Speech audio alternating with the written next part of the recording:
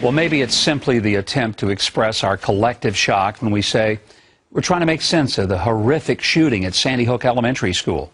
But we're not going to make sense. Not from that which is totally disconnected from the cognitive capacity of any rational human being. The governor of Connecticut, Dan Malloy, got it right when he said evil has visited this community.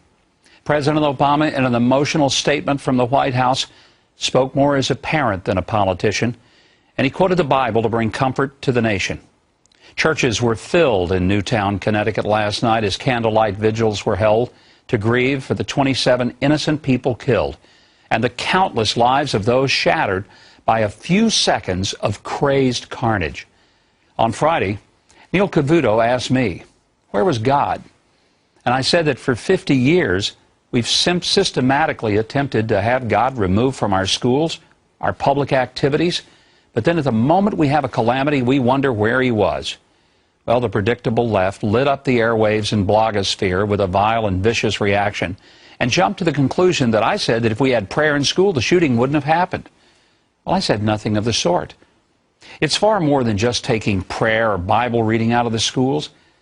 It's the fact that people sue a city so we aren't confronted with a manger scene or a Christmas carol, that lawsuits are filed to remove a cross that's a memorial to fallen soldiers.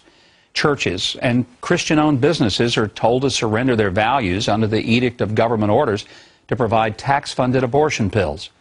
We carefully and intentionally stop saying things are sinful, and we call them disorders. Sometimes we even say they're normal. And to get to where that we have to abandon bedrock moral truths, then we are asked, well, where was God?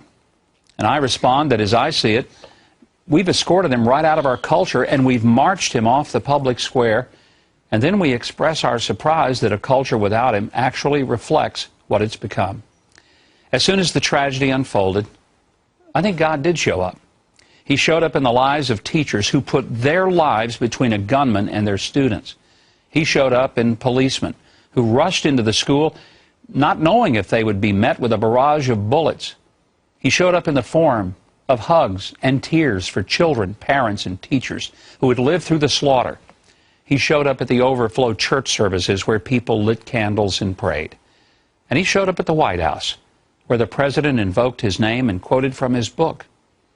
And in a few days or weeks, we'll probably ask God to excuse himself from view, and we will announce in our arrogant pride that we're now enlightened and educated, and we've evolved beyond needing him. And somebody's going to suggest that we pass a law to stop all this kind of thing. I might want to point out that we don't have to pass a new law. There's one that's been around a while that works if we teach it and observe it. Thou shalt not kill. Oh, there are about 9 others. But to tell you about them would require bringing God back, and we know how unacceptable that might be. Let's go back.